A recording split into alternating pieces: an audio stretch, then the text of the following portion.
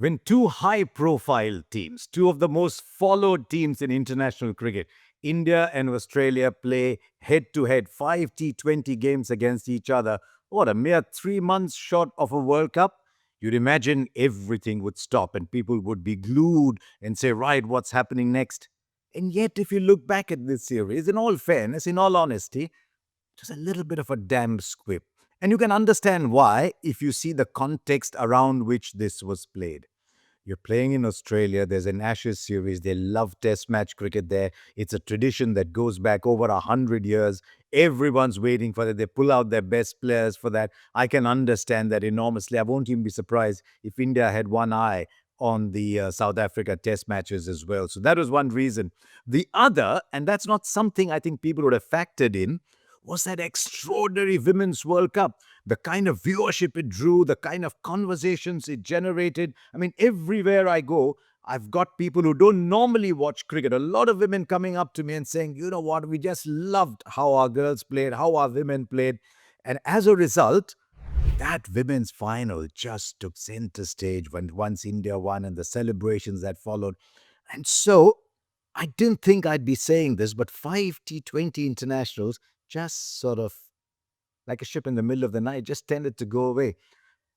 It tells me, if it ever needed telling, that context in sport is everything. I mean, you just wait a couple more months as the build up to the T20 World Cup starts and India, Australia playing will just be the biggest game that you can see. So it tells me more and more, as I said, the context is going to be everything.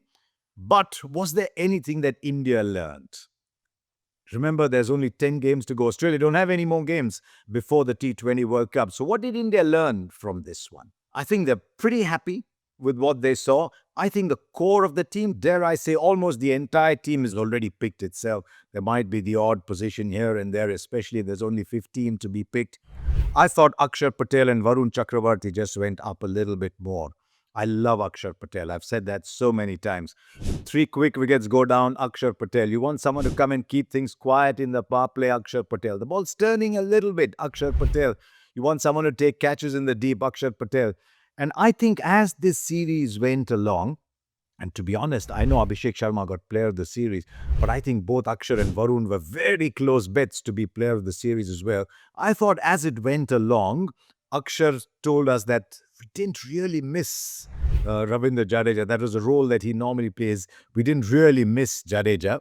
And I think Varun just went ahead of Kuldeep Yadav in the role to play that one wrist spinner, if you only want to play one. So I think those two strengthen their positions incredibly. They walk in. They're among the first 5 names that you pick for a T20 World Cup. What about young Abhishek Sharma? I love the honesty with which he said, it was very difficult playing Josh Hazlewood in that game in Melbourne. He said, we knew what to expect, but didn't quite know how to react. But otherwise, I think he's just among the 2 or 3 most feared batters in international cricket at this stage.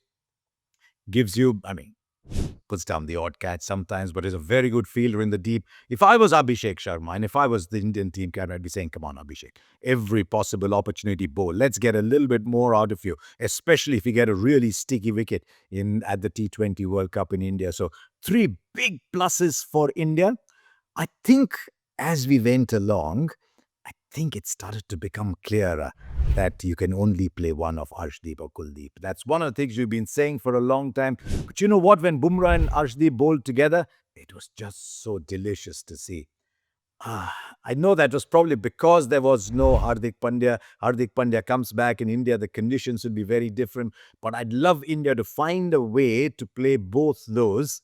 But if they do that, then you could only play one of Kuldeep or Varun Chakravarti. I think I won't be surprised as you go along if actually you play both the finger spinners, Washington and Akshar, and then play only one of those two. Can you imagine a situation where the track is gripping, you can actually play all 4 with Hardik Pandya taking the new ball, Shivam Dubey helping around a little bit? You could. I'm not saying you will, but I'm saying that that option definitely exists because Washington Sundar showed that whatever the situation, he's ready for it. I think he's grossly underbowled. I think he's a pretty good bowler to right-handers as well. Very good to left-handers. His batting has just evolved more and more. Remember that last test match?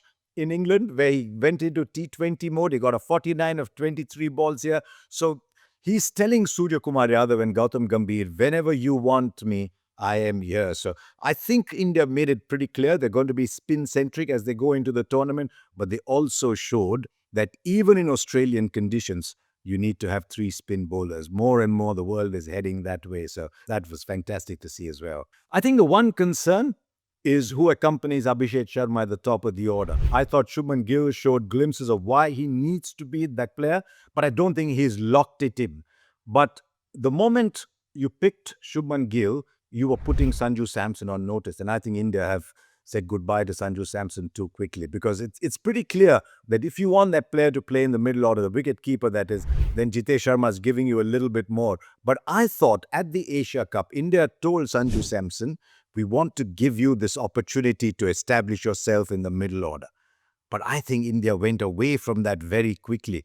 Sanju Samson in his last 10 or 11 innings is averaging 38, striking 180. You can't say goodbye to a player as quickly as that. And I would like to believe that as you go into those last 10 games, India will try and rotate their three opening batting options.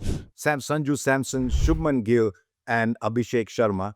I think Abhishek picks himself, but I think it's only fair that India keep that second position open a little bit longer, because you can't just say goodbye to someone who was striking like that. Having said that, you can see why India want to see a little bit more of Shubman Gill even in the T20 scenario. It's wonderful to have so many options, but every time you have so many, you're being unfair to somebody. So I hope that between the selectors, especially between the troika of Ajit Agarkar, Gautam Gambhir and Suryakumar Yadav, they play themselves, they find a way of being fair to everybody. And so India continued their awesome record in Australia. They'd never lost a bilateral T20i series in Australia, but also in the manner in which they played here. And I know Australia had one eye on the Ashes at all time and couldn't play their full strength side, but I just think in the manner in which they played, they've told the world there's a very, very scary T20 side, and it's called India. So thank you for watching and do subscribe to this channel.